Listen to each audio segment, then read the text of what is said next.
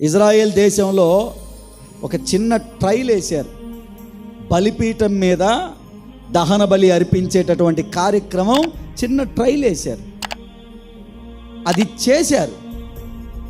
త్వరలోనే నిజమైనటువంటి బలి చెల్లించబోతున్నారు. అదిగైనా జరిగిందా ఇక టైం రాసి పెట్టుకోవడమే. భయంకరమైన ఈ దుర్దినాల్లో ఉన్నప్పుడు మనం ఏం చేయాలా? ఓడను కట్టుకోవాలి కదా. ఓడను కట్టుకోవాలంటే ఏం కావాలా? కర్రలు కావాలా, మేకులు కావాలా, ఏమండి ఆ మధ్యలో జాయింట్లు పోయడానికి కీలు గమ్ము కావాలా, నీళ్లు లోపలికి పోకుండా నీళ్ళ మీద తేలాడేటట్టు ఒక ప్రత్యేకమైనటువంటి సమృద్ధిగా దాన్ని ఏర్పాటు చేసుకోవాలి కదా. శ్రమల్లో లోకంలో బ్రతకడానికి మనకు ఆహారం కావాలి కదా, అన్ని ఏర్పాట్లు ఉండాలి కదా. కానీ ఒకటే ఆలోచిస్తున్నారు, ఏంటో తెలుసా?